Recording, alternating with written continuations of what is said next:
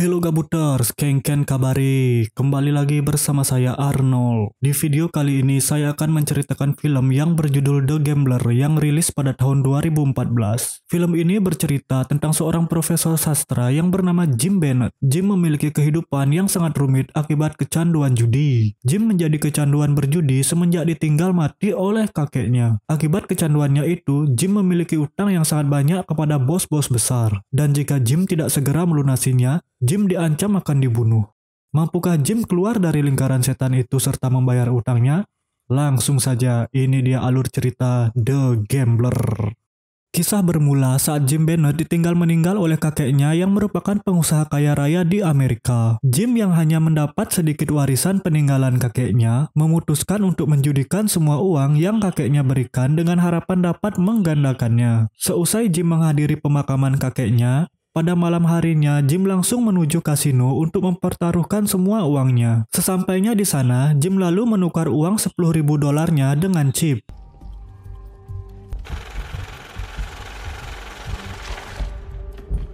Saat masuk area judi, Jim bertemu dengan seorang wanita yang merupakan muridnya. Wanita itu bernama Amy. Namun mereka berdua hanya saling pandang tanpa bertegur sapa. Kemudian Jim menuju ke meja judi untuk bermain blackjack. Tak tanggung-tanggung, di awal permainan, Jim langsung mempertaruhkan semua uangnya. Awalnya, Jim dapat dengan mudah menang dalam permainan tersebut sampai uang $10.000 pun berlipat ganda menjadi $80.000. Jim belum merasa puas dengan kemenangannya itu, lalu Jim kembali mempertaruhkan semuanya.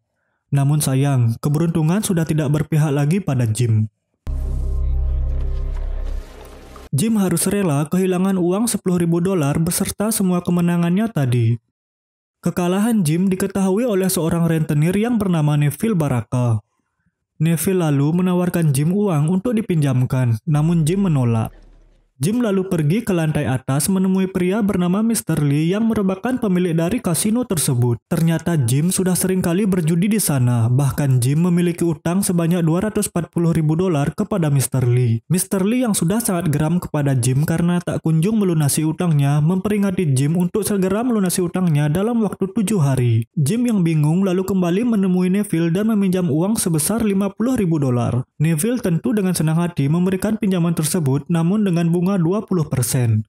Uang yang Jim pinjam dari Neville, Jim gunakan untuk membayar utang kepada Mr. Lee. Namun Jim hanya membayar $40.000 kepada Mr. Lee, dan $10.000-nya lagi akan Jim pakai untuk berjudi.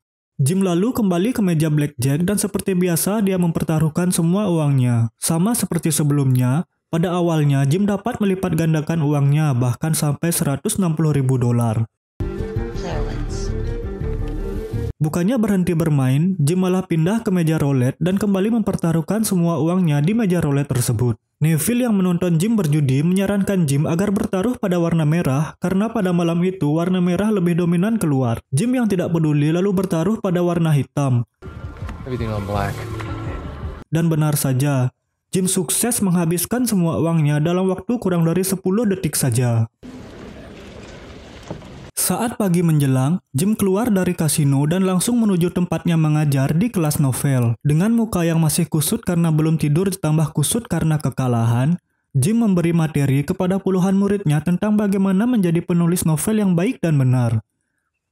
Di tengah diskusi, Jim menunjuk Amy yang Jim temui di kasino semalam. Menurut Jim, Amy adalah orang yang berbakat dalam sastra, dan Amy berpeluang besar untuk sukses di dunia penulisan. Seusai mengajar, Jim pergi ke rumah ibunya yang kaya raya untuk meminta uang. Namun, bukan uang yang Jim dapat, melainkan nasihat dari ibunya yang meminta Jim untuk tidak membuat masalah dan kembali ke jalan yang benar. Jim yang sudah bingung harus mencari uang kemana lagi, memutuskan untuk meminjam uang ke rentenir bernama Frank.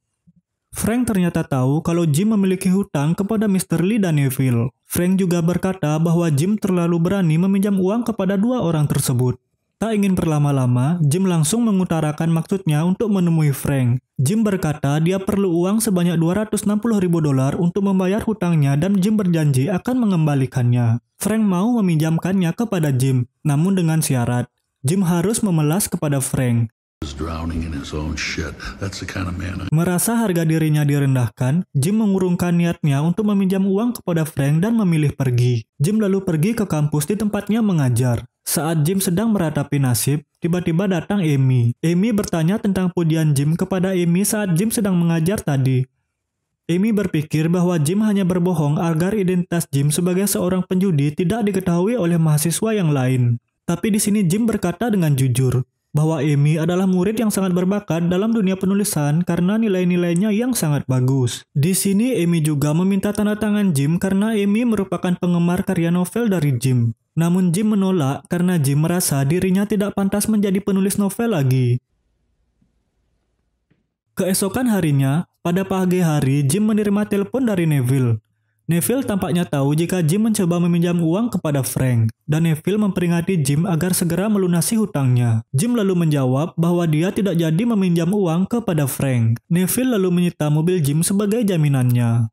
Jim pun kembali mengajar muridnya. Pada saat mengajar, Jim merasa kesal karena mahasiswa yang bernama Lamar terus memainkan ponsel saat Jim mengajar.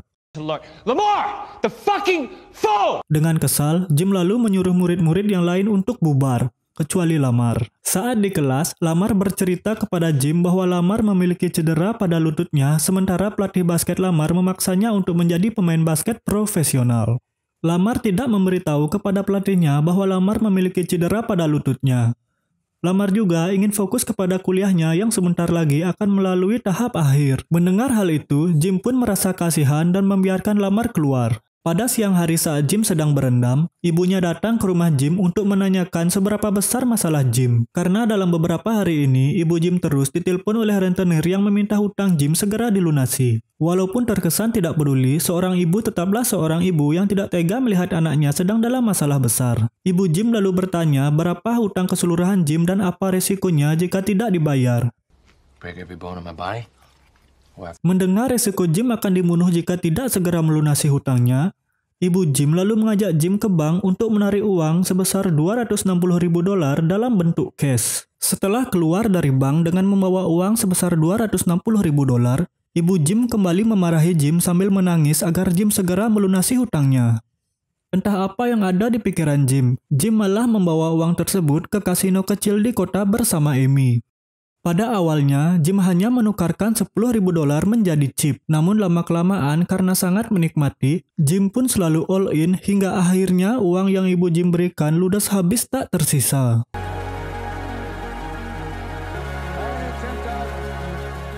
Jim dan Amy pun beristirahat di sebuah hotel. Di sana Jim bercerita bahwa Jim sangat ingin kembali hidup normal. Hidup dengan pasangan seperti orang-orang pada umumnya dan jauh dari judi. Mendengar cerita Jim, Amy langsung mencium Jim. Beberapa hari kemudian, Jim yang sedang duduk di bangku melihat sebuah mobil milik Neville. Jim lalu mencoba kabur, namun Neville terus mengejarnya. Jim diancam akan dibunuh oleh Neville, namun dengan pasrah Jim hanya diam dan berkata dia tidak punya uang. Melihat Jim yang pasrah, Neville menjadi bingung.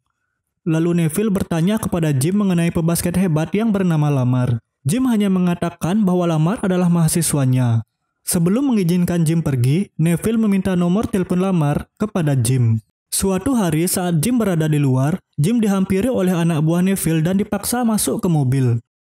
Ternyata Jim dibawa ke markas Neville. Neville marah karena nomor Lamar yang diberikan oleh Jim adalah nomor palsu dan Neville juga mengancam Jim agar segera melunasi hutangnya. Neville mengancam agar Jim membuat Lamar tidak bermain bagus pada pertandingan basket Lamar dan juga mengancam akan menghabisi Amy. Mendengar ancaman itu, Jim pun memikirkan keselamatan Amy. Saat di kampus, Jim pun berkata kepada Amy agar segera menjauhinya tanpa alasan yang jelas. Amy yang merasa diputuskan sepihak tentu marah dan meninggalkan Jim.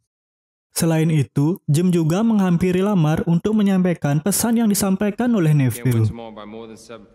Jim menjanjikan uang $150.000 kepada Lamar agar Lamar bermain jelek pada saat pertandingan. Lamar nampaknya tertarik dengan nominal yang Jim janjikan. Namun Lamar tahu Jim berkata demikian atas suruhan orang lain. Lamar pun sempat bertanya pada Jim, apakah jika Lamar menuruti perintah Jim, Jim akan terbebas dari masalahnya? Nampaknya Lamar ingin membantu Jim menyelesaikan masalahnya. Tetapi Jim berkata tidak. Lamar lalu pergi begitu saja meninggalkan Jim. Karena sudah tidak ada jalan lain, Jim kembali menemui Frank untuk meminjam uang. Dengan banyak ceramah yang Frank berikan kepada Jim, Frank pun memberikan Jim kunci mobil di mana di dalam mobil tersebut sudah terdapat uang yang cukup untuk membayar semua hutang Jim. Namun dengan ancaman jika Jim tidak segera melunasinya, Jim akan dibunuh, bahkan seluruh keturunannya akan terkena dampaknya. Jim lalu pergi menemui Mr. Lee. Mr. Lee mengira Jim akan melunasi hutangnya karena Mr. Lee tahu Jim sudah dapat pinjaman uang dari Frank. Namun Jim berbohong bahwa dia belum meminjam uang dari Frank. Mr. Lee pun tambah marah karena Jim malah berkata bahwa dia ingin meminjam lagi $150.000 kepada Mr. Lee. Merasa dipermainkan, Mr. Lee pun menyuruh anak buahnya untuk menghajar Jim. Namun tetap saja, Mr. Lee pun meminjamkan uang $150.000 sesuai permintaan Jim. Uang $150.000 tersebut Jim berikan kepada Lamar sesaat sebelum pertandingan. Tak lama kemudian, pertandingan pun dimulai. Jim pun ikut menyaksikan pertandingan tersebut. Sedangkan di tempat lain, Neville ikut menyaksikan pertandingan tersebut lewat televisi bersama teman-temannya. Neville ternyata bertaruh besar bahwa Lamar tidak akan menang lebih dari 8 poin. Namun di awal pertandingan, Lamar bermain sangat baik hingga jauh mengungguli poin lawan. Neville jelas sangat marah karena tidak sesuai kesepakatan. Namun beberapa saat kemudian, Lamar menyadari bahwa skor sudah sangat jauh. Dan Lamar pun mulai mengacaukan permainannya sendiri hingga dia ditarik keluar. Keluarnya Lamar ternyata membuat timnya kewalahan, hingga tim musuh mampu menyalip poin tim Lamar. Lamar pun kembali masuk dan bermain dengan baik kembali. Tetapi Lamar tetap ingat dengan janjinya agar poin timnya tidak lebih 8 poin dari tim musuh. Pada malam harinya, Jim menemui Neville dan membayar semua hutangnya. Neville sempat memuji Jim karena berhasil membujuk Lamar. Karena dengan itu, Neville berhasil memenangkan taruhan. Sebelum Jim pergi, Neville berpesan kepada Jim agar kembali ke jalan yang benar. Kini masalah Jim dengan Neville telah selesai. Jim pun pergi menemui Mr. Lee. Di jalan, Jim menelpon Frank agar segera datang ke tempat perjudian. Sesampainya di sana, Jim tidak langsung membayar hutangnya kepada Mr. Lee. Jim berkata bahwa dia juga memiliki hutang kepada Frank. Jim berniat sekali lagi untuk mempertaruhkan semua uangnya agar jika Jim menang, dia dapat melunasi semua hutangnya kepada Mr. Lee dan juga kepada Frank. Frank sempat cemas karena takut jika Jim kalah, karena semua uangnya bisa saja akan raib. Ini adalah keputusan yang sangat besar bagi Jim, karena jika Jim kalah, dia sudah dipastikan akan masuk neraka. Jim lalu mengeluarkan uangnya dan langsung all in di meja roulette tersebut. Seketika ruangan menjadi sunyi dan semua berfokus pada satu meja tersebut. Jim bertaruh untuk warna hitam.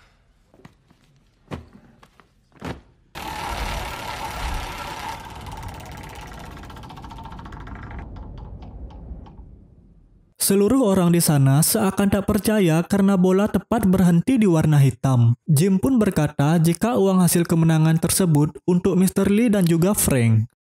Jim lalu keluar dan akhirnya dapat bernafas lega walaupun tanpa uang sepeser pun. Di jalan, Frank sempat menawarkan tumpangan pada Jim karena sudah melunasi hutangnya, bahkan hasil dari all-in tadi lebih $100.000. Namun Jim menolak dan berlari menikmati hidupnya yang sudah lepas dari hutang yang melilitnya. Jim berlari hingga sampai ke hotel di mana di hotel tersebut sudah ada Amy yang menunggunya. Begitulah akhir dari kisah Jim Bennett.